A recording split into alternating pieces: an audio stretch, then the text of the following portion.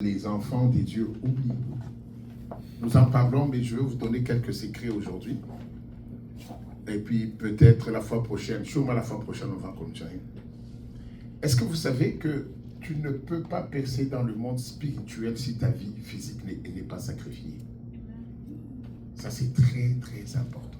Très important. C'est impossible. Je vous dis bien, c'est impossible. Je veux vous donner, parce qu'il y a des gens qui viennent à l'église qui semblent que, au fait, ils cherchent une vie confortable, matériellement, à tous les points. Donc, je suis là assis et tout marche. Bien aimé, c'est impossible de penser que Dieu peut être là pour servir notre vie charnelle alors qu'il a déjà sacrifié cette vie. Il n'y a juste pas de logique là-dessus. C'est pour ça qu'il est mort à la croix. Il a sacrifié. Et Dieu se détourne là et te dit, je te donne tout dans cette vie. Et toi, tu ne sacrifies rien. Ça n'existe pas. Et malheureusement, ça, c'est ça l'entendement de tous les gens qui viennent dans le Seigneur. Je vais encore aller plus loin. Regardez bien les gens qui sont dans l'occultisme ou les gens qui sont dans l'occultisme ou les gens qui sont dans la sorcellerie. Vous allez voir que avant d'entrer dans l'occultisme ou la sorcellerie, souvent on va te demander l'être que tu aimes le plus. Est-ce que vous savez ça? On te demande l'être que tu aimes le plus. Si c'est ta maman, tu sacrifies ta maman. Si c'est ta fille, tu sacrifies ta fille. Et à partir de ça, même les gens qui cherchent des fétiches, c'est à partir de ça que tu commences à aspirer à cette vie-là. Parce que tu ne peux pas monter spirituellement si tu n'as rien sacrifié. Ça n'existe pas. C'est vrai. Je veux aller très loin encore, plus loin, avant de lire le verset de la Bible. Et vous allez comprendre. Dieu pouvait sauver le monde sans sacrifier Jésus parce qu'il est Dieu. Mais il y a un grand principe. Il est Dieu, il pouvait dire abracadabra. Allez, on est sauvé, on est au ciel. N'est-ce pas, papa Eric? On se retrouve tous au ciel. Mais Dieu ne l'a pas fait de cette façon. Dieu ne l'a pas fait de cette façon. Et quand j'étais en mission, j'étais en train, au fait, de lire ça, d'essayer de comprendre, Seigneur, qu'est-ce qui se passe? Pourquoi les chrétiens, nous ne parvenons pas oui, ça va. Nous ne parvenons pas à déclencher cette puissance-là. Nous ne parvenons pas à déclencher une très grande puissance, une puissance qui étonne. Vous allez voir, souvent dans l'église, quand il y a un miracle, c'est quand les gens tombent. On ne voit plus les miracles où l'aveugle qui était aveugle voit. On ne voit plus le miracle où les gens qui étaient venus avec une jambe coupée, la jambe pousse. Ces miracles-là ne sont pas là. Quand on parle de miracle, c'est quand les gens sont tombés. Rare, on peut compter quelques miracles. Mais au fait, c'est quoi? Parce que, bien aimé, tu ne peux pas monter spirituellement si ta vie n'est pas sur l'autel de sacrifice. Je vais émettre beaucoup de points avant de commencer. Ce micro, il a besoin de se sacrifier pour que moi je prêche. On peut me donner un autre? Merci. Merci. Vous comprenez? C'est un principe véritable. Allons dans le monde. Tu ne peux pas être Mbappé si tu veux manger comme moi, passer toutes les soirées dans les fêtes, être partout. Tu ne peux pas être Kylian Mbappé. Pour être lui là, il faut passer le temps que les autres sont dans les fêtes, toi tu le battes sur le terrain. Il y a quelque chose que tu dois sacrifier pour avoir l'autre. C'est question d'équilibre dans la vie. Si quelque chose ne te quitte pas, il y a des choses que tu n'auras pas. Tous les grands ici que vous voyez, que ce soit dans la musique, j'étais en train de suivre, permettez-moi, j'étais en train de regarder l'histoire de Michael Jackson. Mais ce garçon-là, quand on regarde sa gloire, mais on oublie que ce petit a toute son enfance sacrifiée. Toute son enfance sacrifiée. Il ne jouait pas avec ses amis. Son père, c'était allons à la répétition, allons à la répétition. Ce n'est pas question de talent seulement. Il faut que sur l'autel, qu'il y ait quelque chose de sacrifié. Ça, on ne regarde pas, on voit son talent. Non, il était talentueux, pourquoi faire? Mais ce garçon n'a pas eu d'enfance. Sur l'autel de sa gloire, de sa croissance, de tout ce qu'il y a, il y a son enfance qui est là. Bien aimé, c'est ça notre problème. Tu ne peux pas commencer aujourd'hui les affaires et demain tu as 10 milliards. Non, tu dois sacrifier des années. Il faut un sacrifice. Il faut, quand tu parles de ta montée, les gens disent « Ah, j'avais sacrifié mon petit déjeuner. Ce jour-là, je n'avais pas pu dormir. Ce jour-là, j'avais fait... » Il faut qu'il y ait quelque chose sur le sacrifice. Le sacrifice. Sans sacrifice, il n'y a rien. Et je regardais que la vie chrétienne, c'est une vie qui est basée sur le sacrifice. Dieu descend. Pour la première fois, il parle à l'homme, créé après la chute. Il parle à Abraham. Qu'est-ce que Dieu lui demande? Dieu lui demande de sacrifier son confort d'abord. Il dit, quitte ta famille, quitte ta patrie, quitte tout ce que tu connais et que tu aimes. Dieu demande à Abraham de sacrifier tout ce qu'il aime pour une destination qu'il ne connaît pas. C'est-à-dire, même quand toi-même tu dis, écoute, si on te dit, quitte, va vers Dubaï, tu dis, ah, tu regardes les feux de Dubaï, tu dis, ça vaut la peine. Donc là, il devait juste se baser sur l'obéissance, parce qu'il ne sait même pas là où il va. Comment veux-tu mettre sur la balance ce que tu connais avec un endroit que tu ne connais pas? Le sacrifice. Amen. Le sacrifice. Si on n'est pas capable de vivre une vie de sacrifice. J'étais en train de prêcher dans une église, j'ai dit, vous savez bien aimé, on a parlé, on a imposé aux gens les mains, on a parlé. Mais qu'est-ce que Dieu attend? Dieu attend juste le sacrifice. Et cette compréhension de la vie chrétienne en tant qu'une vie de sacrifice, c'est ça qui manque aux chrétiens pour entrer dans la gloire de Dieu. C'est vrai. C'est ce qui manque aux chrétiens pour entrer dans la gloire de Dieu. Voyez, aujourd'hui on parle. Il y a eu mariage, n'est-ce pas? Il y a eu fête. Je ne suis pas contre les fêtes et les mariages. Moi, je ne suis pas contre ça. Je sais que je ne suis pas un grand amoureux de fêtes. Mais moi, je ne peux pas comprendre. Je vous le dis, vrai. Vous pouvez lui demander, je suis arrivé le vendredi, je devais aller prier pour quelqu'un. J'ai pris 2 jours de route. C'était très long. Et puis j'arrive, je devais aller prier. Il dit, non, mais tu dois te reposer. Je dis, non. Bien aimé, écoutez, si moi, mon repos doit être plus important que l'œuvre de Dieu, elle est là, je parle parce que c'est impossible. C'est un engagement avec Dieu. Ma vie ne vaut rien par rapport à Dieu.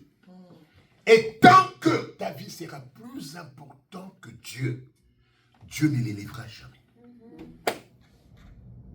Amen. Ça, c'est très important à comprendre. Tant que ce que toi tu cherches est plus important que Dieu, Dieu ne te l'accordera jamais. Dieu est jaloux de ce qu'il est. C'est jusqu'à ce que Dieu soit premier que tu vas récupérer. Il y a toujours cette équation, je ne sais pas cette équation, ce modèle de truc que mon pasteur, le bishop Magila nous donnait toujours. Il disait, si je mets un tableau, je mets 1 et j'ajoute 0, ça devient combien? 10. J'ajoute 0, ça devient? Ça ajoute 0. Plus j'ajoute les 0, plus ça grandit, n'est-ce pas? Mais prenons, maintenant je commence. Ce sont les mêmes chiffres, je vais les inverser. Je mets 0. J'ajoute un autre 0. Ça devient combien? 0. J'ajoute un autre. Ça devient combien? 0. J'ajoute un autre. Ça devient combien? 0. Je peux en ajouter une mix, ça devient combien? 0. Et si j'ajoute 1 à la fin, ça devient 1. 1. Donc, qu'est-ce qu'il voulait dire par là? C'est que tant que Dieu n'est pas au début, tout ce que tu ajoutes, ça n'ajoute rien dans ta vie. Et tant que tu mets Dieu au début, toutes les futilités là que tu fais, si tu mets Dieu au début, Tu vas juste t'entraîner au soccer, tu seras le meilleur. Tu vas juste chanter, tu seras la meilleure. Tu vas juste... Tout ce que tu ajoutes agrandit ta vie. Mais la priorité, c'est Dieu. Tu ne perds pas en mettant Dieu avant. C'était ça qu'on pensait.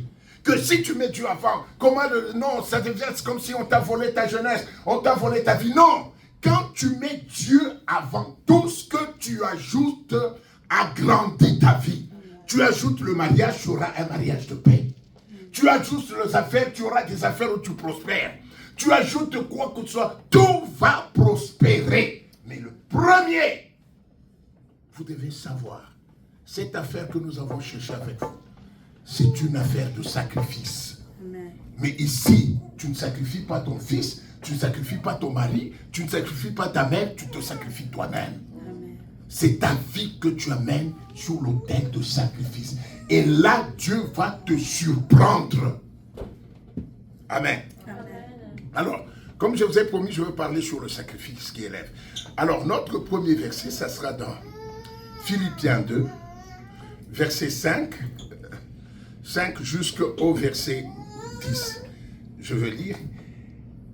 Ayez en vous le sentiment qui était en Jésus-Christ, lequel, existant en forme de Dieu, n'a point regardé comme une proie à arracher d'être égal avec Dieu. Mais il s'est dépouillé lui-même, Jésus, en prenant la forme de serviteur, en devenant semblable aux hommes, et ayant paru comme un simple homme, il s'est humilié lui-même, en se rendant obéissant jusqu'à la mort, même jusqu'à la mort de la croix. Point. C'est pourquoi aussi Dieu l'a souverainement élevé. C'est-à-dire l'a élevé au-dessus de tout, sans concurrent, sans semblable, sans comparable. Il l'a souverainement élevé et lui a donné le nom au-dessus de tout nom. Afin qu'au nom de Jésus, tout genou fléchisse dans les cieux, sur la terre et sous la terre. Et que toute langue confesse que Jésus-Christ est Seigneur à la gloire de Dieu le Père. Le sacrifice qui élève. Jésus n'est pas devenu le nom le plus élevé tout simplement parce qu'il est fils de Dieu. Vous comprenez? Sa nature, son identité pouvait lui donner ça. Il y a une élévation qui n'est pas un héritage. Jésus n'a pas été élevé par héritage. Jésus a été élevé par obéissance et sacrifice. Ce n'est pas parce qu'il est fils de Dieu qu'il était élevé. Non, non. Ce n'est pas parce que Dieu l'a dit, voici mon fils. Non. Jésus a été élevé parce que, la Bible dit, il ne se battait pas pour sa vie. Bien aimé, je vais vous dire une chose. Vous savez, c'est que tu sembles chercher. Si tu savais que le moyen le plus simple, c'est d'abandonner ta vie entre les mains de Dieu, tu n'allais même pas te battre pour ça. Ça devait venir de soi-même. Parce que c'est ça le plan de Dieu. Il dit, il s'est dépouillé lui-même. La première chose, c'est de nous dépouiller de notre ego, de notre moi, de notre nous. Se dépouiller. Beaucoup de combats que nous avons, c'est à cause de nous. On ne veut pas se dépouiller. Non, non, non, non, il m'a mal parlé. Il doit savoir que moi, là, on ne me parle pas comme ça. Amen. Il m'a mal parlé. Il doit savoir que moi, on ne me parle pas comme ça. Même s'il demande pardon, mais il faut qu'il sente que c'est moi. Quand tu fais ça, tu es en train de descendre. C'est pour ça que parfois, pour que le diable nous bloque, le diable n'amène pas des milliers de démons pour te dire que tu ne passeras pas. Le diable donne toujours un peu d'orgueil à ton moi. C'est fini. Il te bloque. Un peu d'orgueil. Ou tu passes là, je ne sais pas, Marcus, on te marche juste sur l'autel. Tu te dis, hé! Non, ça tu savais. Tu l'as fait expressement. Il n'y a pas de démon. Hein. C'est juste parce que pour que tu sois élevé, il faut que ton moi descende. Si le moi monte, c'est fini. Jésus est enfant de Dieu. Tu es enfant de Dieu. Tu as droit à la gloire. Tu es plus que vainqueur. Mais pour avoir le nom le plus élevé, il faut un sacrifice. C'est pour ça que la Bible dit, il y a des choses nous devons souffrir avec Christ. Vous comprenez? La plupart, quand je vous regarde, vous aimez Dieu. Vous le cherchez sincèrement. Mais ce n'est pas ça, cette sincérité-là. Il faut quelque chose d'autre. Et chacun de nous sait ce que Dieu lui demande. Tu le sais. Parce que Dieu t'aime. Tu le sais. Tu sais que moi, il me demande de sacrifier ça. On va arriver sur les différents types de sacrifices. Donc Jésus, il s'est dépouillé lui-même. Vous savez, l'histoire ici de Jésus, quand on parle de la croix, vous trouvez très simple parce qu'on ne comprend pas ce que Jésus a fait. J'ai toujours donné cet exemple. C'est comme si vous avez un animal, là, un chien de compagnie ou quoi que ce soit, ou un chien. Mais pour faire quelque chose, tu dois devenir ton chien, mais avec l'intelligence humaine. Vous comprenez? Parce que Jésus devait prendre la forme d'un homme pécheur. Lui, Dieu. Il devait revêtir. Hein? Tu vois maintenant, toi tu es chat. Tu manges les choses des chats, ok? Mais tu as la pensée de l'homme. Tu n'oublies pas que tu es un homme. Tout en sachant que tu es un homme, tu dis je suis devenu chat, je mange les choses des chats, je vis dans le chat dorme où? En français. Aidez-moi. Les gens qui ont les chats. Hein? Tania, sinon on vend le chat. Le chat dort. Là, dans le panier là, tu sais que toi tu es homme, mais tu dors dans le truc là de chat. Hein? Vous comprenez? C'est ce que Christ a fait. Il savait qu'il est Dieu, fils de Dieu, glorieux. Mais il accepte de se dépouiller de ça. De venir naître comme un bébé. C'est déjà un très grand sacrifice. Ça, c'est plus que être fouetté. Parce que nous, quand on pense à la souffrance de Jésus, nous pensons au fouet. Non, le fouet, c'est une fois. Mais il a vécu toute la... Donc, toute ta vie, on te dit, tu seras chien, mais homme, avec l'intelligence d'un homme. Quelle souffrance. Donc, tu vois les limitations du chien, mais tu es un homme. Tu dis, je suis capable de le faire, mais je suis chien. Jésus s'est dépouillé. On continue parce que on va arriver à quelque chose. Il s'est dépouillé. Il est devenu semblable à l'homme. L'homme dont on parle, c'est l'homme pécheur. L'homme limité. Il est devenu semblable à l'expression la plus faible. Jésus. Et puis, il a accepté de mourir. Pas mourir n'importe quoi. Il pouvait mourir par crise cardiaque. Mais il a accepté de mourir sur la croix. En ce temps-là, la croix, c'était l'objet de malédiction. Donc, si tu meurs sur la croix, c'est-à-dire, tu es maudit. Et Jésus le savait. Amen. Et il a accepté de monter sur la croix maudite. En contradiction avec son nom qui est sainteté. Amen. Alléluia. Amen. Bien-aimé, vous savez, il y a des choses quand on parle sur les jours, on n'a jamais compris ce qu'il a fait. J'allais dire ce gars-là. Non, c'était très fort. Alors, il est venu, il est mort sur la croix méprisable. Il pouvait dire, Père, que je meurs même dans un palais doré.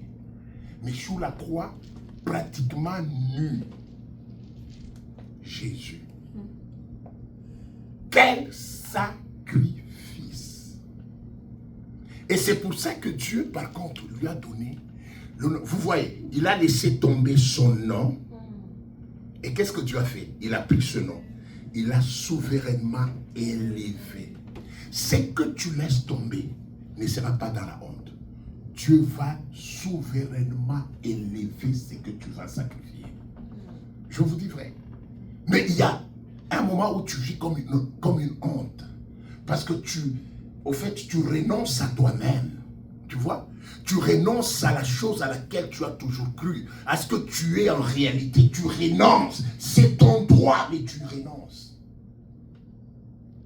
Et quand tu as renoncé comme ça, ou les gens pensent que tu es mort, tu es fini, c'est alors que Dieu, lui, t'élève. Amen. Donc, il y a un sacrifice.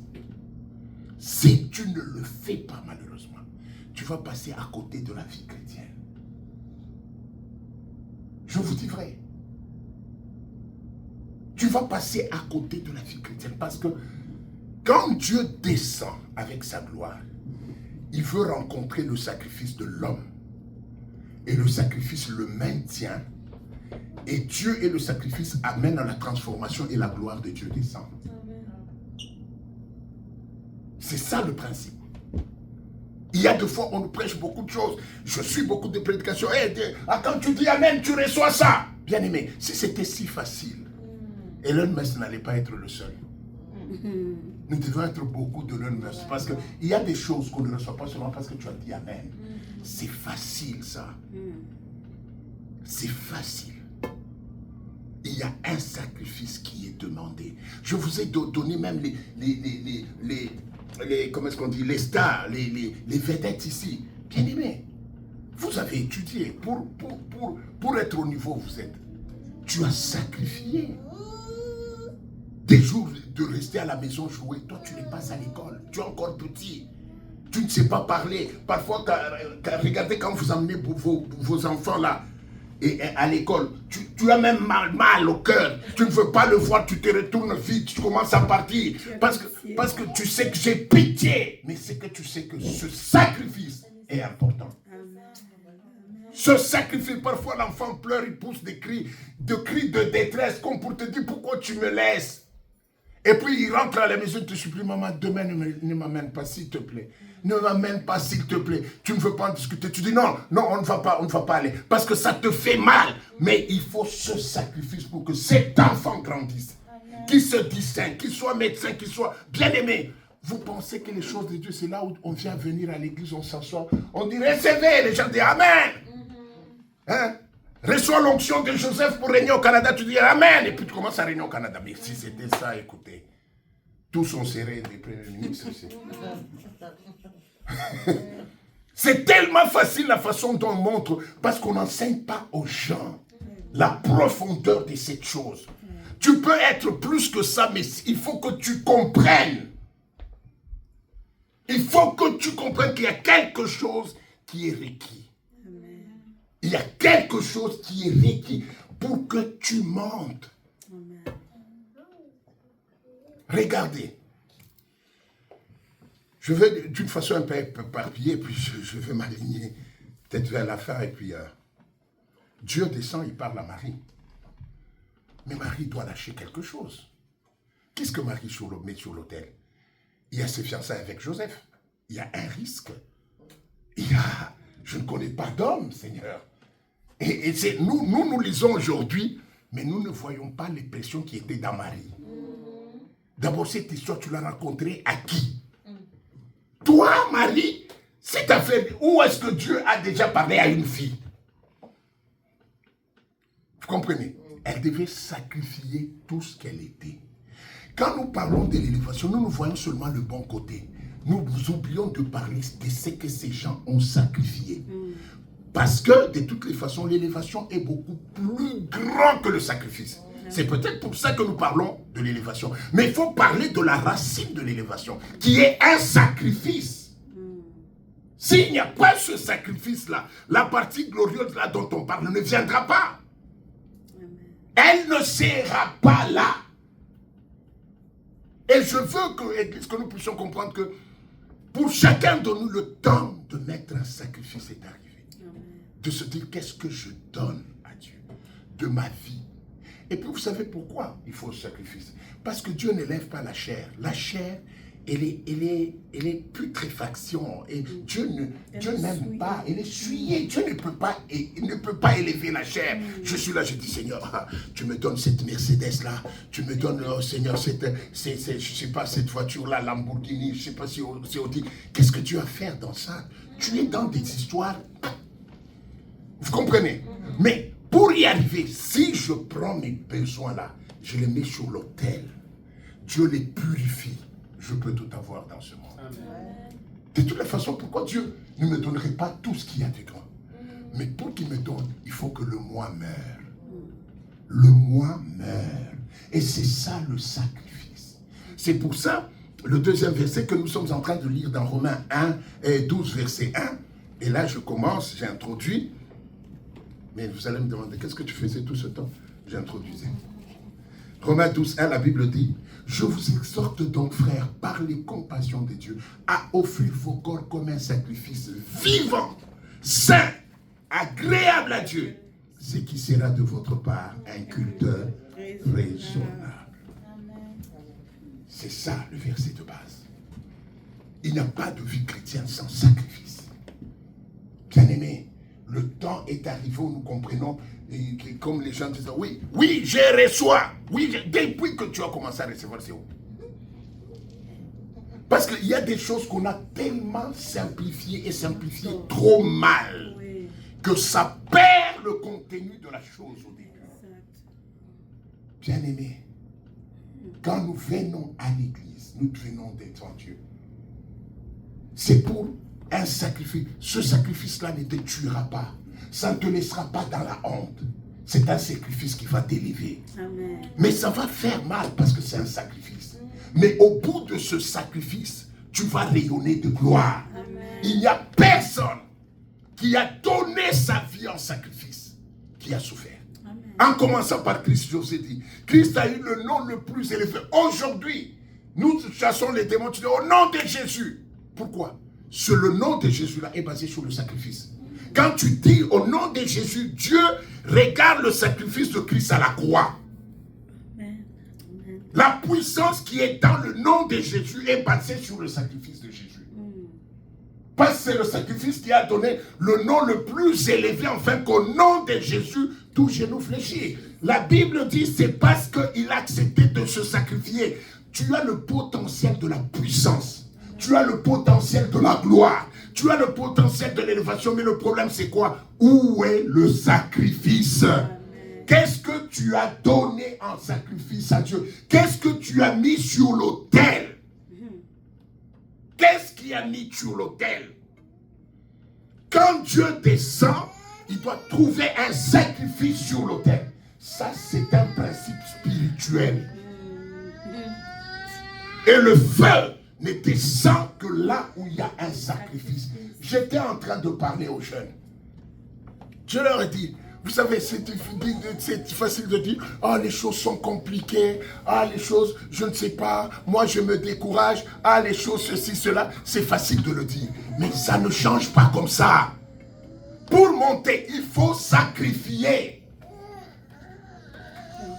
Il faut se sacrifier. Il y a des gens, l'église aujourd'hui marche avec la morale. Je disais à quelqu'un, je dis même quand à l'église il y a un problème ou il y a quoi que ce soit. Pourquoi? Les gens passent le temps dans des réunions futures. Vous pensez que vous allez vaincre le diable avec la sagesse de ce monde en se mettant, mettons, parlons? Vous ne comprenez pas que nous sommes dans un ring d'un monde spirituel où il n'y a rien qui est fait qui n'est pas commandité par les esprits. Et quand vous avez des gens qui ne comprennent pas ça, ils sont perdus. Ils sont perdus. Tout ce qui se fait est commandité dans le monde des esprits, est poussé par les esprits. Tout ce que nous cherchons, nous devons savoir que ça demande un sacrifice, bien-aimé. Ça demande un sacrifice. Tout ce que nous cherchons demande un sacrifice. Un sacrifice dans notre vécu. Un sacrifice dans notre temps. Un sacrifice d'obéissance. Un sacrifice, il y a plusieurs sortes de sacrifices où Dieu nous attend. Tu ne peux pas monter, je vais vous dire, même le diable, même le travail le plus bête que nous les chrétiens, nous sommes bêtes, être sorcier. Le sorcier est là pour devenir sorcier. et commençait à ensorceler. Il a dû sacrifier. Il n'y a aucune opération qui se passe dans le monde spirituel sans qu'il y ait un sacrifice dans le monde matériel. Amen. Je vous dis vrai. Tous les gens, il y a un sacrifice, il y a quelque chose qu'il a mis sur la table. Parce qu'ils ont copié ce principe-là du monde des dieux. Et je vous ai dit avant, même pour sauver l'humanité, Dieu avait besoin d'un sacrifice. Il faut un sacrifice pour prendre l'humanité que lui-même a créée. Pour l'avoir, le remettre à cause du péché, il fallait un sacrifice. Le temps est arrivé. Que tu regardes en toi et que tu te dises, qu'est-ce que je dois sacrifier pour atteindre telle chose que je veux? Qu'est-ce que je dois sacrifier? Qu'est-ce qui me retient? Bien-aimé, vous savez, quand on aime un arbre à la maison, chaque saison au printemps, on les monte, on coupe les vieilles branches. Parce qu'on se dit, en été, ça va encore repousser. Couper, ça fait mal. Parce que tu enlèves ce qui était important. Ça fait très mal. Mais c'est en vue de voir cet arbre repousser, donner des branches vertes, nous donner des fleurs et tout ça. Il n'y a pas d'autre solution. Donc vous devez comprendre que le sacrifice, c'est l'architecture de la vie chrétienne. La vie chrétienne, c'est une vie de sacrifice. C'est une vie de sacrifice. Nous sacrifions quoi? Nous sacrifions ce qui est de la chair. Nous sacrifions ce qui est de la chair. Et je veux vous dire encore une chose. À chaque étape de ta vie, il te faut un nouveau sacrifice. Vous comprenez? À chaque étape de ta vie, il te faut un nouveau sacrifice. Je rentre encore avec quand nous étions jeunes avec les enfants. Vous allez voir que quand on fait un premier primaire, c'est peut-être on lui demande de travailler 30 minutes de sa journée. Ça suffit. Il passe en deuxième, on dit non, il faut 1 heure. Il passe en troisième, il faut... Plus tu grandis, plus tu crois, plus il faut un sacrifice. Même spirituellement. Tu étais au niveau où on t'avait demandé juste de ne pas injurier. C'était le plus grand sacrifice. Mais maintenant, tu crois spirituellement, on commence à te dire, fais attention à tes pensées. Donc, tu ne peux pas prendre le sacrifice que tu faisais à ta conversion maintenant. Chaque étape de la vie demande un sacrifice. Amen. Parce que souvent nous restons, ah moi je buvais, j'ai laissé. Non, non, non, ça c'est à la conversion. Mais là que tu es monté, tu dois arriver quelque part. Il y a aussi un autre sacrifice qu'il faut faire. Bien-aimé, nous devons opérer dans le spirituel. Pour opérer dans le spirituel, on doit sacrifier dans le naturel. Le sacrifice, c'est la clé qui nous ouvre.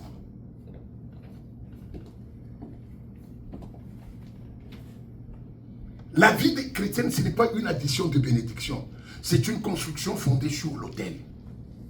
C'est sur l'autel. Chaque fois, tu vas à l'autel. Qu'est-ce que tu sacrifies sur cet autel?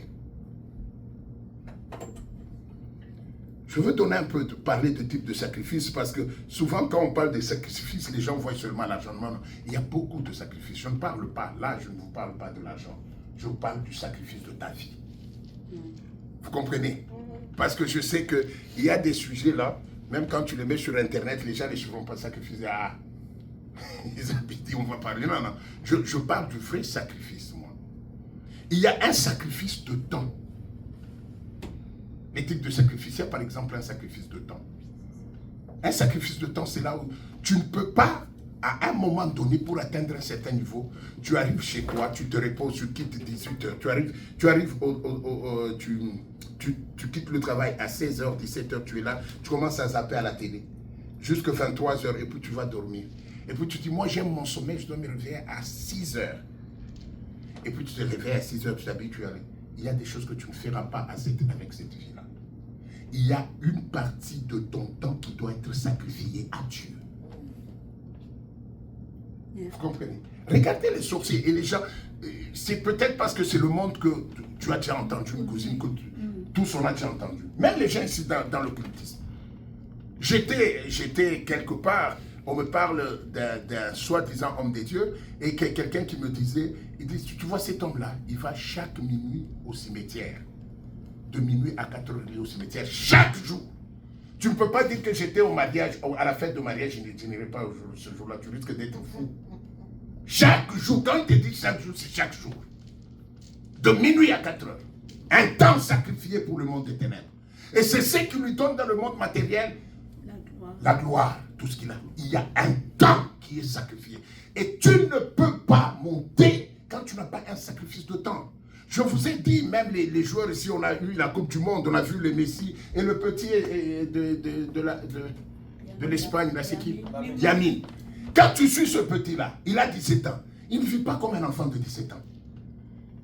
Tout le temps, il est au stade. Il doit courir, il doit jouer, il doit voir le médecin, il doit s'efforcer, il doit pousser. Sans que ton temps n'ait pas sacrifié, il y a des choses que tu ne peux pas faire. Pourquoi? Parce que en dehors des choses les plus importantes dans le monde, s'il y a une chose qu'on ne peut même pas racheter, c'est le temps. Le temps. Sacrifier le temps. Sacrifier parfois tes nuits en prière. Tu dis aujourd'hui je ne dors pas. Non, ce n'est pas parce que tu écoutes seulement la nuit. Non, mais parce que c'est important. Je prends la chose la plus importante de ma vie, qui est mon temps, je le donne à Dieu. Au lieu que je passe mon temps de dormir, je dis je ne dormirai pas. Mais je veux passer. Seigneur, tu vois comment tu es important pour moi. Sacrifice de temps.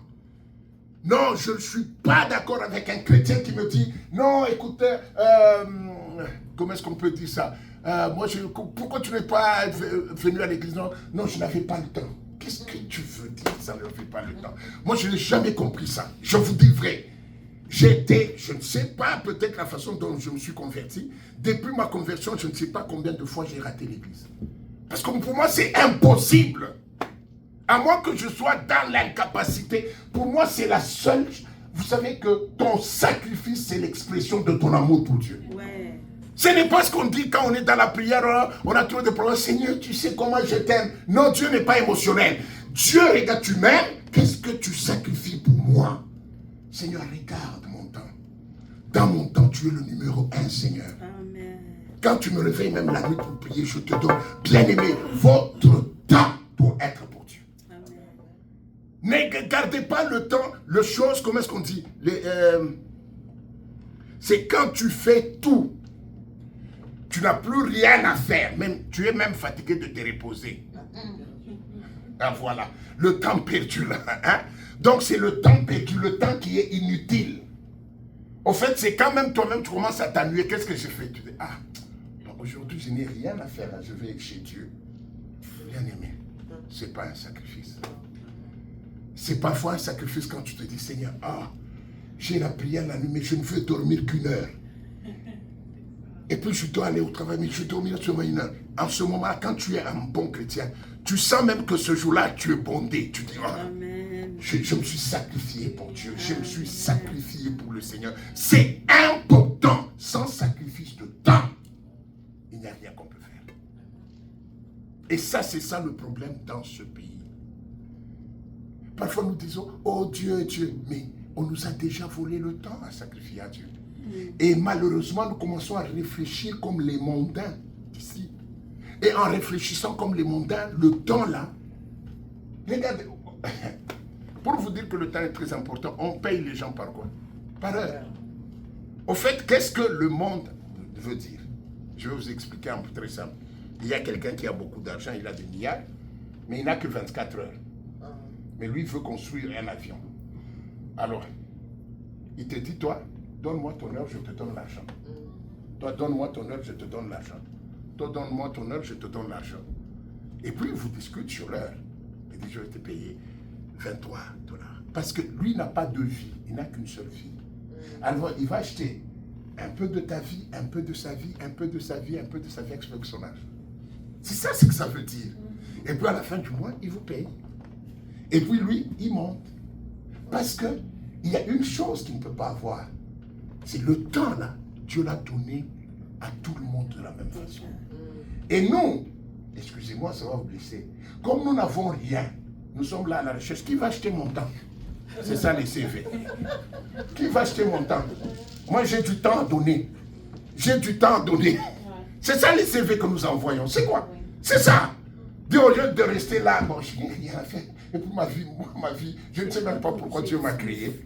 Je ne sais même pas. Je m'ennuie. Alors tu commences à mettre les CV aux chercheurs de temps. Monsieur Eric, je vous écris cette lettre pour dire que j'ai 72 heures à donner par jour. Eric lui dit, ok, ben, je vais te donner. C'est ce que ça veut dire. Donc le temps est important. Il y a des choses dans ton temps que tu dois donner à Dieu. L'importance de Dieu dans ta vie, c'est quand tu t'imagines combien de choses de Dieu tu fais par jour. Combien de choses? Combien de temps tu passes à lire la Bible? Combien de temps tu passes en prière? Combien de temps tu passes à penser à Dieu? Pas à ta gloire. Tu sais, parfois, je peux être là, je suis en train de penser, ah Seigneur, que j'ai l'argent, je vais bâtir cette maison-là. Je ne pense pas à Dieu, je pense à ma gloire. Mais en utilisant Dieu. Mais quand c'est autre chose, quand tu es là, tu dis, ah Seigneur, comment est-ce que ton œuvre va avancer? Comment est-ce que l'église va avancer? Seigneur, comment est-ce que je veux prier? Qu'est-ce que je peux apporter dans l'œuvre? Seigneur, qu'est-ce que je peux apporter? En ce moment-là, tu penses à Dieu. Pas à toi.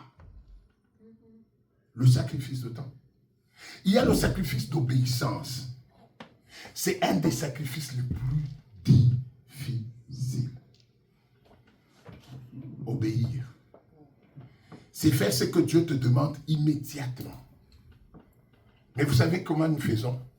Souvent, nous discutons sur ce sacrifice-là. Dieu te dit, tu vas demander pardon. Toi, tu dis à Dieu, non, je vais acheter un cadeau. Dieu dit non. Je te dis, va dire, j'ai mal parlé, pardonne-moi. C'est tout ce que Dieu demande. Mais nous disons, non Seigneur, je ne veux pas faire ça. Je sais qu'il aime les montres, je veux lui acheter une montre. Tu n'as pas obéi. Tu n'as pas obéi. Et Dieu t'attend là. Bien aimé, vous savez que beaucoup de choses puissantes se passent plus par l'obéissance que par tout ce que nous faisons. Quand tu obéis à la voix de Dieu, tu rencontres la puissance et la gloire de Dieu. Amen. Dieu te dit, sors maintenant, va sur la route. Toi, tu dis, non Seigneur, je me repose en 30 minutes, j'irai sur la route. En sortant maintenant, tu es sous le mandat de Dieu. Et quand tu es sous le mandat de Dieu, tout ce que tu vas rencontrer, Dieu va résoudre. Amen. Vous comprenez? La puissance, ce n'est pas parce que tu pries. La puissance, c'est parce que tu obéis. Amen. Il y a 25 ans, 20 ans, je ne sais plus. Je suis en Afrique du Sud, je suis en train de prêcher sur la délivrance dans une église. Et j'avais fait une semaine, un séminaire de 1 mois sur la délivrance dans une église à Johannesburg. Alors, pendant que je suis en train d'enseigner, il y a un de mes amis, qui était pasteur dans cette église-là, il était le pasteur Ségon, il passe au mixeur. Et pendant qu'il est en train de passer pour arranger le son, Dieu me dit, appelle-le, prie pour lui, il y a un esprit de mort. Bon, pendant que je priais, les gens tombaient, vous voyez les gens crier, je me suis dit, bon, c'est un pasteur, il est connu, c'est le deuxième pasteur dans l'église. Je commence à réfléchir, mais là, je dis, bon, si je l'appelle, et puis il tombe, et puis, bon, je veux le faire au bureau. Je sens que Dieu me dit, appelle-le. Il s'appelait Mathieu, appelle-le, prie pour lui. Et puis, je vais philosopher à ma façon. Donc, j'ai désobéi sagement. Mais il n'y a pas de désobéissance sage. Je refusais. Et puis, quand tu désobéis, il y a toujours une sagesse qui couvre cette désobéissance. Vous voyez, si je fais ça, les gens vont penser. Et puis, j'ai terminé par le séminaire. Et ce que je voulais faire au bureau, c'était impossible parce que j'étais avec son pasteur titulaire qui m'a reçu au bureau. On devait parler au pasteur, c'était très bien, gloire au Seigneur, blablabla. Finalement, le temps est passé, je suis sorti du bureau, je n'ai même pas demandé où était mon ami, je suis parti. Je voyage, j'arrive au Congo. Après une semaine, on m'appelle, on me dit, bah, tu es très malade. Quand on me dit ça, je pense, bang, ça sonne dans ma tête. Il dit, il est malade, je dis, alors quand je rentre, je vais prier pour lui. Après 2 semaines, il meurt. Non, vous savez, vous n'avez jamais senti la culpabilité de se dire, Seigneur, j'aurais pu prier. qu'est-ce que ça m'avait coûté? Vous comprenez? Il est mort après 2 semaines. Moi, Dieu m'a dit, ce que je vous dis là, je vous le dis parce que c'est négatif, c'est pas glorieux. Dieu m'a dit, appelle-le, prie pour lui. C'était clair. Bien-aimé, il y a des choses. Là, ce n'est pas ma puissance qui devait faire quelque chose. C'est la gloire, c'est la parole de Dieu qui devait agir. Vous savez, il y a des choses, tu peux être là dans les bancs. Dieu te dit, après le culte, tu vas voir le pasteur qui prie pour toi. Tu dis, ah bon, il y a des gens, je vais le voir demain. Je vais l'appeler au téléphone. Demain, sache que tu ne le verras pas. Et même si c'est demain, ce n'est plus ce que Dieu t'a dit. Dieu t'a dit là. Dieu t'a dit là. Mais tu dis non, il m'appelle de toutes les façons le soir je veux lui dire non. L'obéissance, le sacrifice d'obéissance est très important. Très important. Bien-aimé. Vous savez, il y a des choses déjà, pour sentir que c'est Dieu, toi-même tu sens que je ne peux pas penser à ça, c'est impossible. Toi-même tu te dis, je ne peux pas penser à ça. Toi tel que tu es là, est-ce que tu peux penser de donner à quelqu'un 5 000 $? Mais alors si une pensée comme ça vient, je dis non, c'est pas moi. Moi je ne peux même pas rêver de ça. Tu comprends? Parce que tu dis non, mais comment est-ce que je penserais à ça? Donc, chaque fois qu'il y a une pensée où tu sens que ce n'est pas toi, souvent c'est Dieu. Et, bien aimé, le sacrifice d'obéissance, c'est d'abord un bouclier qui te justifie contre le diable. C'est un sacrifice qui propulse, mais ce sont des choses que tu en bains, ça entre dans la tête et tu ne sais pas l'enlever. Ça va tourner là quelques minutes. Non, fais ça, fais ça. Fais ça. Et moi, j'ai déjà compris, souvent quand Dieu me dit, appelle telle personne, il faut que j'appelle. Je le sais, il faut que j'appelle. Surtout une personne qui n'était pas dans ma tête. Appelle-le, appelle-le, appelle-le. Si tu appelles la personne est malade, si tu appelles la personne dans un cas, il faut que tu interviennes. L'obéissance. Le problème des chrétiens, c'est que nous n'avons pas l'obéissance. Nous aimons réfléchir avec notre sagesse. Nous voulons comprendre les choses avec notre intelligence. Nous voulons que Dieu nous comprenne. Nous voulons manipuler Dieu. Bien-aimé, l'obéissance c'est peine. Et quand tu le fais là, au fait, ce n'est pas toi qui feras le reste. Dieu s'occupe du reste. Mais tout ce qu'il voulait, c'est que toi tu obéisses. L'obéissance. Amen. Juste l'obéissance. Regardez, c'est sur ce sacrifice, peut-être que j'aurai le temps de revenir sur tous ces sacrifices dans un bon enseignement. Regardez qu'est-ce qui est arrivé. Qu'est-ce qui a béni Ésaü ou Jacob? C'était l'obéissance. Il dit, je vais te bénir. Donne-moi seulement, va me faire un gibier. C'est ce qui déclenche, c'est obéis. Obéis. Et je vous dis, la façon dont ça marche, tu vas penser que c'est une pensée qu'en temps normal, toi, tu ne peux pas y penser. Tu ne peux pas y penser. Je me rappelle, une fois, pendant ce temps-là, tu passes un temps de galère. On m'offre, je ne sais pas si c'était un bon pantalon, un bon tissu, je ne sais plus. Quand on me l'a offert comme ça, j'étais au Congo, j'étais encore trop jeune là. J'ai dit, mon Dieu, tu vois, tu commences à penser comme... Et quand je l'ai eu là, Dieu me dit clairement, il te dit, prends ça, tu vas donner à tel homme de Dieu. C'était clair. Mais je sais que moi, je ne peux pas penser à ça. Comment tu peux penser alors que j'aime mon histoire là? Je dis, non. Non, mais je dis... Et là j'ai dit à mon cœur, j'ai dit, non, moi je vais lui acheter un autre. Mais je n'ai même pas l'argent. Je vais lui acheter un autre. Mais ça, c'est pour moi, ça. Parce qu'il faut que la personne qui m'a donné me voie avec ça. Tu vois, la logique qui est là. Hein? C'est sage, hein? Tu dis, c'est un cadeau. Et puis de toute façon, un cadeau, on ne l'offre pas. Je sens encore, prends ça, va donner à l'autre.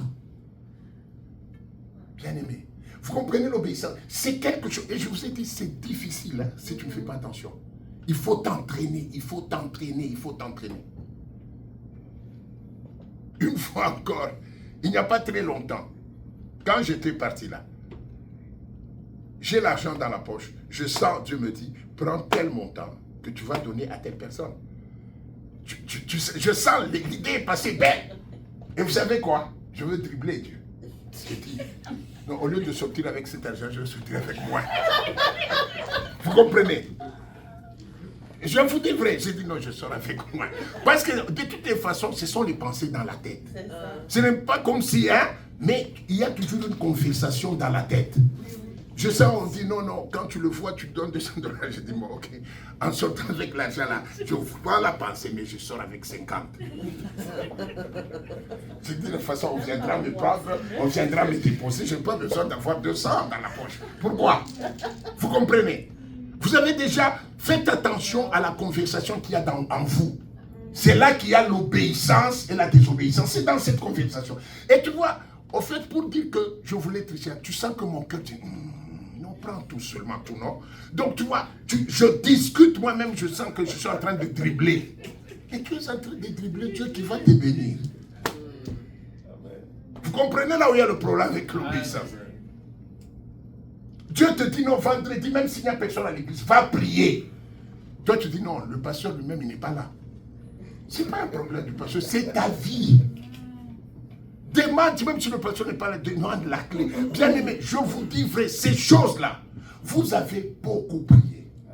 Vous avez beaucoup fait. Mais ce qui nous bloque, c'est une petite chose inutile. Le sacrifice d'obéissance. Les chrétiens n'ont pas ce sacrifice. Nous, on aime toujours, hein, recevez, oh, je reçois. Mais tu reçois alors que Dieu t'a dit de sortir avec $200, tu es sorti avec 50. Qu'est-ce que tu as reçu? Tu as reçu moins 150. Amen. Amen. Le sacrifice d'obéissance, c'est là que Ésaü et Jacob, il dit, leur père dit, préparez-moi. Prépare-moi que je mange et que je te bénisse. Mais est-ce que le père avait besoin vraiment de manger et de bénir? Mais il y a quelque chose qui est lié à cette obéissance. Bien aimé, c'est souvent ça. Et puis ça peut arriver même quelqu'un vient te demander seulement ce que tu as. Ça vous est déjà arrivé? Tu as ça, tu dis, c'est $100 ici, je ne les dépense pas. Ou bien 7 heures ici, c'est pour mon repos. Et puis quelqu'un t'appelle, est-ce qu'on peut prier? C'est l'heure là que tu as dit, c'est pour mon repos.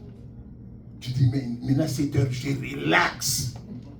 Je ne prends même pas les téléphones. Mais le téléphone va sonner de façon que tu le prennes. Tu commences à regarder que je le prends ou pas. C'est un sacrifice d'obéissance. Obéis là, prends le téléphone. Prie avec cette personne-là, c'est important. On te dit non, on va prier aujourd'hui à l'église à telle heure, tu te dis, ah non, moi je ne veux pas. Et pour savoir que ce sont souvent les esprits qui nous parlent, tu vas voir que tu réponds même très mal. Au point même, tu dis, pourquoi tu réponds comme ça? Sacrifice d'obéissance. Ça, c'est le type de sacrifice. Il y a le sacrifice de repentance. Pardonner. Pardon. Abandon de ce qui bloque la visitation de Dieu. Pardonner. Dieu dit pardonne. Et toi, en toi, tu dis, donc si je pardonne, c'est fini.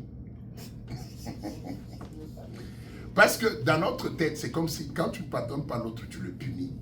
Mais c'est une bêtise. Ne pas pardonner, c'est comme quelqu'un qui prend du poison croyant que l'autre mourra. L'obéissance, le sacrifice de pardonner, c'est une décision et c'est un acte d'obéissance très fort. Parce que parfois, ça fait des jours où tu sens comme si tu pardonnes, mais comme si ça fait très mal encore. Mais Dieu te dit, pardonne. Sacrifice de pardon. Tous, ce sont des choses que nous faisons. Bien aimé, je vous dis, il y a des niveaux que tu n'atteindras pas si tu ne pardonnes pas. Et Dieu te l'a dit, pardonne. Et toi, tu dis, Seigneur, que je pardonne. Mais non, c'est comme si, quand tu ne pardonnes pas, tu le punis. Non, c'est une erreur. Sacrifice de repentance, là. Donc, il y a le pardon. Nous devons être capables de pardonner, c'est se sacrifier. Ça fait mal. Mais tu dis, Seigneur, je pardonne. Il ne faut pas te dire, Seigneur, donne-moi la force de pardonner. Tu dis, Seigneur, je pardonne. Plus tu le répètes, plus à un moment donné, ça devient possible. Mais nous devons le faire, bien-aimés. Sacrifice de repentance. Il y a sacrifice matériel et de confort. Il y a des choses que nous devons sacrifier pour dire à Dieu, je t'aime. Ce n'est pas important, ce n'est pas écrit dans la Bible. Vous savez, j'étais encore à l'université, j'ai rencontré une dame, elle était dans les sciences infirmières, elle me parle, elle dit, écoute, elle est ici, elle dit, j'ai abandonné, je n'utilise pas le câble. Je n'utilise plus le câble, là, en ce moment, c'est comme ça qu'on appelait le câble, la télé. Il dit, je vais faire une année où je ne veux plus prendre mon câble. Je dis, pourquoi tu ne vas pas prendre ton câble? Il dit, parce que j'ai calculé, c'était 20 ou 35 $ en ce moment-là, j'ai même oublié. Il dit, je vais le sacrifier pendant un mois, pendant une année. Comme ça, cet argent, je vais donner ça aux gens qui vont au Chili pour soigner les enfants. Vous comprenez? Elle prend de son confort. Je ne veux pas faire ça et ça pour que les enfants soient soignés au Chili. Vous savez que ces histoires, nous les chrétiens, on n'en parle pas. Nous, on est tous là, on serre à la tête. Alléluia! Il y a des choses de nos conforts qu'on doit sacrifier parfois. Cette année, j'avais un projet de voyage pour les vacances. Je prends cet argent-là, je le sacrifie pour Dieu. Dans ton confort, coupe quelque chose. Là où nous avons des problèmes, parce que nous, notre vie n'est pas très systématisée. Tu ne sais même pas combien tu dépenses pour ton petit déjeuner. Tu ne sais pas combien tu dépenses par an pour les habits. Ça dépend des... Si on t'amène beaucoup, tu achètes beaucoup. Si on t'amène peu, tu achètes peu. Donc, tu n'as pas de plan. Mais ceux qui ont un plan budgétaire, ils savent que moi, par an, j'achète 200 $ de lait. Il peut dire, je sacrifie mon lait cette année. Et tout cet argent, je vais le donner dans l'œuvre. Tout cet argent, je vais le faire pour ceci. Bien aimé, notre confort, quelque chose de notre confort doit être aussi sacrifié. Quand tu fais ça, Dieu va multiplier ton confort là par 4 ou par 5. Dieu, c'est un Dieu juste. Le sacrifice dans le confort, le sacrifice dans le matériel. Nous devons avoir ça. Je bénis beaucoup une personne dans l'église, je ne veux pas parler de la personne parce que parfois il y a des gens qui n'aiment pas, mais parfois je le fais pour pousser les autres à comprendre. Il y a des gens, il va quitter ici, il va laisser les gens, je ne sais pas dans quelle ville, des gens qui sont venus à l'église, hein, qui manquent de transport, il va les laisser dans telle ville. Vous voyez, il y a un sacrifice dans son carburant, il y a un sacrifice dans son temps, il y a un sacrifice dans son véhicule. Bien aimé, si nous avons tous ce genre-là de sacrifice, de dire au lieu que je rentre chez moi, je prends mon souper, mais non, je dois me sacrifier. Qui va-t-elle parler? Qui fait ça? Qui a besoin de ça? Bien aimé, la vie c'est ça. La vie ce n'est pas tout autour de nous. Le sacrifice dans le confort. Le sacrifice. Tu t'habilles toujours avec tes chemises qui coûtent 150 $. Tu dis, mais non, l'année prochaine, là, j'achète sûrement de 20 $. Le gap, là, je vais aider un orphelin. Le gap, là, je vais soutenir quelqu'un en Afrique. Le gap, là, je vais le donner dans l'œuvre. Le gap, là, je vais chercher un bâti à l'hôtel. Bien aimé, c'est ça. Quand tu fais des choses comme ça, tu attires la gloire. Tu attires la grâce de Dieu. Il y a des choses que seuls les sacrifices peuvent faire, pas la prière. Jésus, il a été élevé, pas parce qu'il priait, parce qu'il s'est sacrifié. Et puis, je t'ai mis, il y a plusieurs types de sacrifices. Il y a le sacrifice de volonté. Peut-être j'entrerai en détail après. Sacrifice de volonté. C'est j'abandonne ce que je veux pour ce que Dieu veut. Ça aussi, c'est une affaire des grands. Moi, je veux ça. Mais Dieu veut ça. j'abandonne ce que je veux pour ce que Dieu veut. Souvenez-vous de Christ dans le jardin de Gethsémane. Il est en train de prier. Il était venu pour mourir, il le savait. Mais à un moment donné, il voit la croix, il voit ce qui est arrivé. Il demande à son père, Père, n'est-il pas possible que cette croix, cette coupe s'éloigne de moi? Et puis il a dit, non, pas ma volonté, mais que ta volonté se fasse. Chacun de nous a une coupe qu'il ne voudrait pas voir. Chacun de nous. Mais je veux vous dire qu'il y a une certaine gloire qui ne vient qu'après avoir bu cette coupe-là. Il y a une coupe que tu dois boire. Et quand tu acceptes de boire la coupe, c'est après ça qu'il y a la gloire qui vient. Mais ça demande du courage. Dieu ne t'abandonnera pas. Tu ne mourras pas en buvant cette coupe-là. Ça ne sera pas ta affaire, bien-aimé. Le diable, vous savez, la grande stratégie du diable, c'est de te faire comprendre que si tu passes par ça, ça finit pour toi. Non, ce n'est pas fini. Au fait, qu'est-ce qu'il te fait peur pour que tu n'aies pas le courage de faire ce qu'il devait faire. Dieu allait donner la victoire à Israël devant les Philistins. Dieu avait déjà décidé. Mais qu'est-ce que Goliath venait? Il vient vous faire tellement peur pour que vous pensiez que si vous allez au combat, vous allez mourir. Mais tu ne vas pas mourir dans cette affaire. La honte ne va pas te tuer. C'est faux. C'est ça. La peur ne va pas te tuer. Le diable veut seulement que tu aies peur. Non, qu'est-ce qui va se passer? Reste attaché à Dieu. Même quand ça fait peur, comment? Reste attaché à Dieu. Dis à Dieu, Seigneur, j'abandonne ma volonté de fuir pour ta volonté de demeurer dans ta présence. Amen. Je veux demeurer, Seigneur. C'est fort, c'est puissant, ça me fait souffrir, mais je veux demeurer. Bien-aimé, le sacrifice, c'est la clé de voûte de la vie de plusieurs. Amen. Quand je vous regarde, je regarde comment vous priez. Bien-aimé, j'étais en train de me questionner. Dieu me dit, mais non, il y a des gens à qui j'ai déjà parlé clairement. Lâche ça. Je veux m'en occuper. Sacrifice d'obéissance. Tu dis non, Seigneur, si je lâche, je perds. Tu dis non. Parfois en Dieu, c'est comme on jouait aux cartes là, qui perd gagne. Vous connaissez ce jeu-là. Plus tu perds, plus tu gagnes. Mais nous, comme nous aimons que la gloire revienne à nous, on n'aime pas perdre. Mais en Dieu, il faut que tu meurs pour ressusciter. Amen. Et c'est ça le sens du sacrifice. Tu n'es pas loin, je viens t'encourager. Tu as déjà fait ce qui est difficile. Ce qui te reste, c'est juste de comprendre qu'est-ce que Dieu me demande en sacrifice. Qu'est-ce que je dois sacrifier? Et ce que tu dois sacrifier, Dieu va le multiplier. Parce que le feu ne descend que là où il y a un sacrifice. Un sacrifice de temps, un sacrifice de confort, un sacrifice d'obéissance, un sacrifice de volonté, un sacrifice de repentance. Lâche la chose là à laquelle tu tiens. Ta vie n'est pas comparable à cette chose. Ta vie est plus que cette chose. Lâche-la.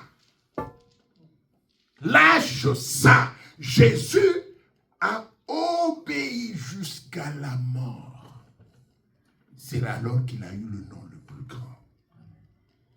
Vous savez que parfois nous prions beaucoup parce que nous refusons d'obéir. Hein? Dieu te dit, fais ça.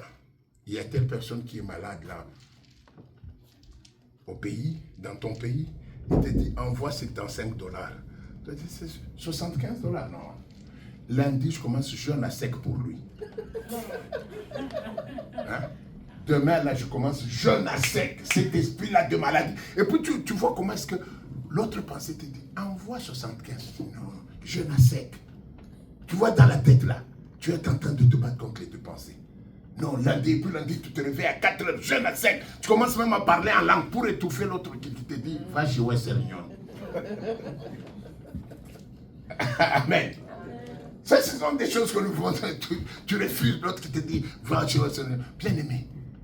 Quand tu sens une pensée que tu ne pouvais jamais avoir, ou tu sais sûr que ce n'est pas de toi, même quand elle est difficile, obéis.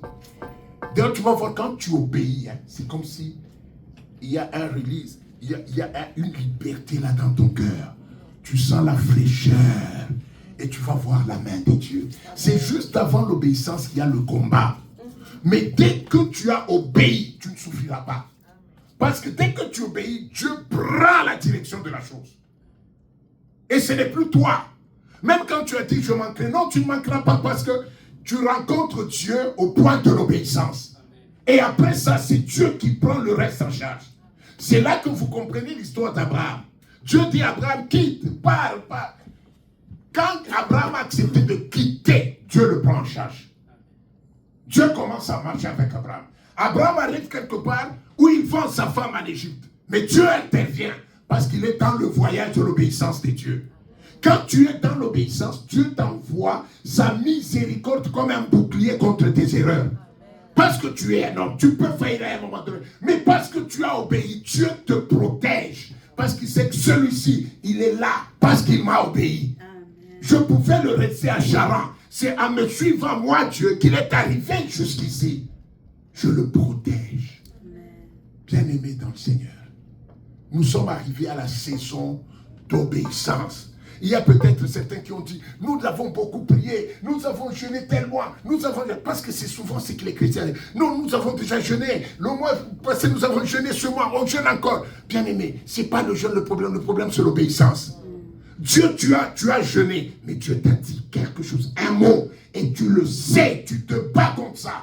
Parce que le diable, c'est qu'il fait, il ne t'ouvre pas les yeux pour que tu comprennes que cette obéissance va t'amener à la gloire. Le diable commence à discuter avec cette obéissance. Regardez ce qui arrive. Anaman le lépreux.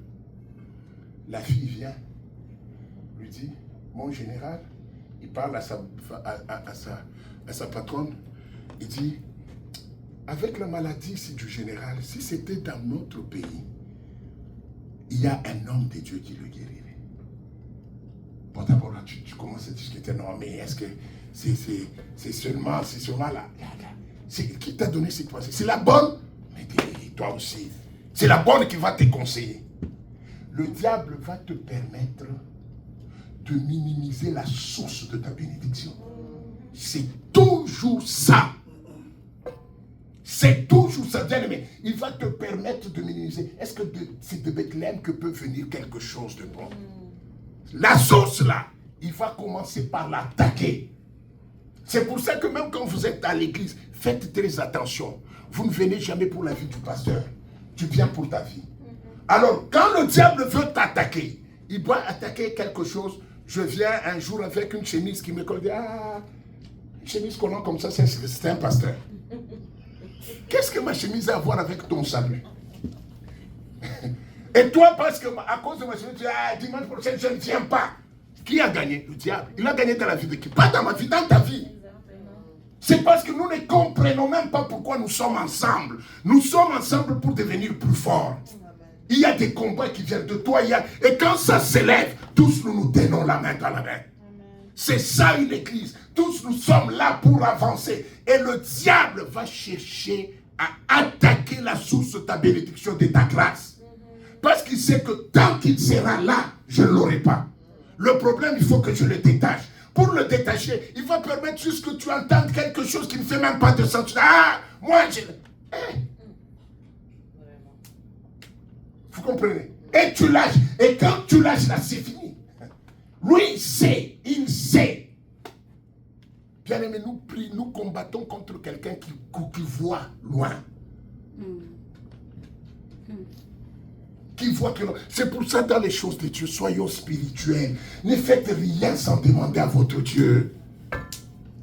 Ne soyez pas... Nous ne sommes pas dans une affaire d'émotion, non. Nous ne sommes pas dans une affaire d'émotion. Donc, le sacrifice, que Dieu de grâce nous aide. Le temps de sacrifice, c'est un temps de bénédiction. Parce que c'est un temps de conclusion. Dieu est déjà... Vous avez prié. Tu as prié.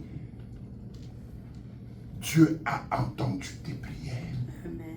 Dieu te connaît. Amen. Je vous dis vrai. Dieu te connaît. Yes. Bien-aimés, nous pensons que, par exemple, on se retrouve ici à dimanche.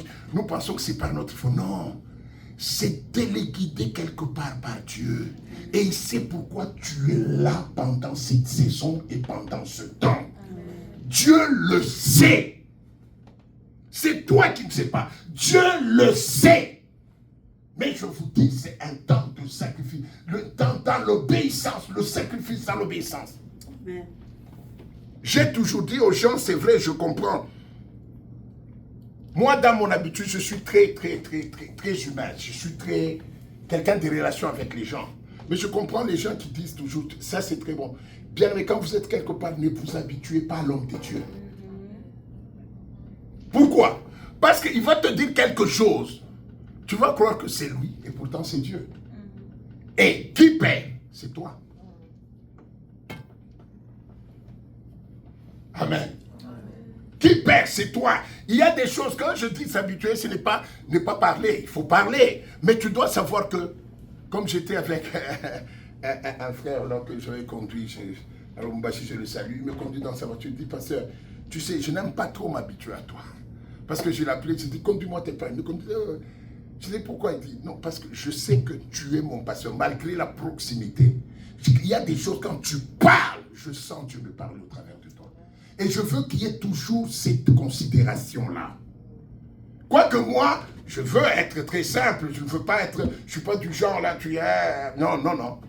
Je veux être très simple.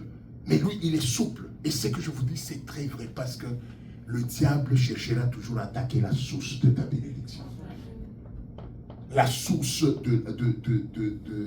comment est-ce qu'on dit? De la direction. Le temps, nous sommes arrivés, c'est un temps de sacrifice. Le temps est arrivé que nous puissions nous lever. Dieu a déjà compris, Dieu t'a déjà exaucé. Dieu a déjà compris ton problème. Maintenant, le problème, c'est que tu dois regarder sur quel est le sacrifice que je dois faire. Est-ce que je n'obéis pas? Est-ce que j'ai bien écouté Dieu? Est-ce que je suis dans le confort? Est-ce que mon temps est vraiment entre les mains de Dieu? Est-ce que regardez un peu, Dieu vous demande quelque chose. Dieu vous demande quelque chose, c'est un temps de sacrifice. Toujours. Parfois, c'est à toi-même que Dieu veut Dieu que tu veux, que tu puisses veiller ou prendre 3 heures de prière. Toi, n'amène pas ça de dire, oh, mais parce qu'à l'église, on ne nous dit pas que comme quelqu'un disait, mais à l'église, on ne nous dit même pas de prier. Papa, est-ce qu'à l'église, on te demande de manger chez toi à midi? Pourquoi vous allez vous manger? Hein? Quand on termine le culte, est-ce que tu dis non, allez rentrer, préparer le steak? Mais vous le faites, non? Vous comprenez? C'est pour dire, il y a des choses que Dieu te demande à toi. Ce n'est pas l'église. C'est à toi d'écouter que cette semaine, Dieu me demande tel jour à passer 4 jours la nuit moi-même. Parce que ça a à faire avec ton affaire, avec Dieu. Je sais que ça, ce n'est pas une prédication de dimanche. Parce qu'il n'y a pas je reçois. Amen.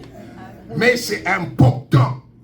J'ai tenu que c'est important pour se fixer ces choses. Bien aimé, c'est un monde de sacrifice. Dieu a sacrifié Jésus. Tu ne réponds au sacrifice de Jésus qu'avec le sacrifice de ta vie. C'est là que ta vie ressemblera à la vie de Jésus et tu vas monter dans la gloire. Et c'est ça. Vous êtes des serviteurs, des servantes. Je vous dis, il faut le sacrifice d'obéissance, de repentance, de confort matériel, le sacrifice, je ne sais pas, de temps. Il y a quelque chose, le temps, là, le temps arrive où on doit se sacrifier. Tu ne peux pas vivre ta vie aux dépens de la vie de Dieu, non. Il faut que Christ vive à toi. Et c'est là que tu verras la gloire de Dieu. Amen. Je vous dis sincèrement, je veux enseigner sur le sacrifice, encore le sacrifice. Vous devez savoir qu'en venant à l'église, on va à la maison de sacrifice. Amen. Il y a quelque chose que je dois sacrifier. Je dois sacrifier mon arrogance.